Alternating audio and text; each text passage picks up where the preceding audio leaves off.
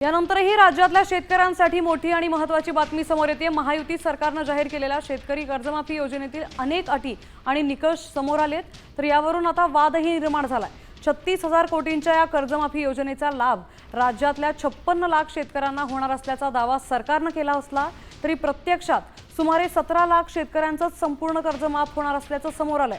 कारण 2019 मध्ये महाविकास आघाडी सरकारने थकीत कर्ज माफ केलेल्या शेतकऱ्यांना या योजनेचा संपूर्ण लाभ मिळणार नाही आणि अशा शेतकऱ्यांची संख्या 13 लाखांच्या आसपास आहे।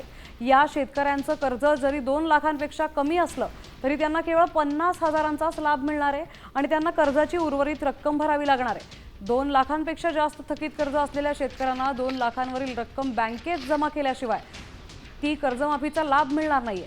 तर यामुळे विरोधकांनी या अटींना जोरदार विरोध केलाय आणि सरसकट कर्जमाफीची मागणी केली आहे।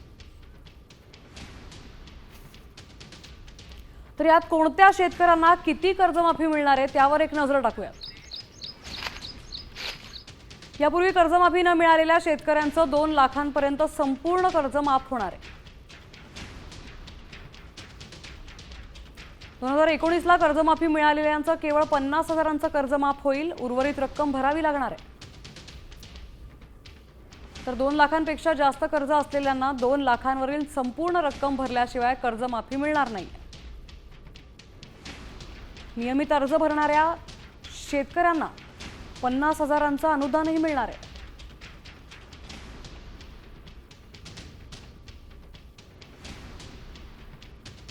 तर यावर शेतकरी नेते अजित नवले नेमकं काय म्हणालेत आपण पाहूया। शेतकरी कर्जमाफीसाठी जो शासन आदेश सरकारने काढलाय त्याच्यामध्ये अत्यंत जाचक अटी शर्ती लागू करण्यात आलेल्या आहेत। त्यामुळे ही कर्जमाफी आजपर्यंत झालेल्या सर्व कर्जमाफ्यांमध्ये सर्वात कडक अटी शर्ती असलेली आणि सर्वात कमी शेतकऱ्यांना लाभ देणारी ठरणार आहे। निवडणुकीमध्ये शेतकऱ्यांचा सातबारा कोरा करण्याचं आश्वासन द्यायचं आणि प्रत्यक्षात मात्र बहुसंख्य शेतकऱ्यांना 50,000 रुपयाचा चुना लावायचा अशा प्रकारचं काम ह्या शासन आदेशाने झालेलं आहे। ही अत्यंत संतापजनक अशी गोष्ट आहे।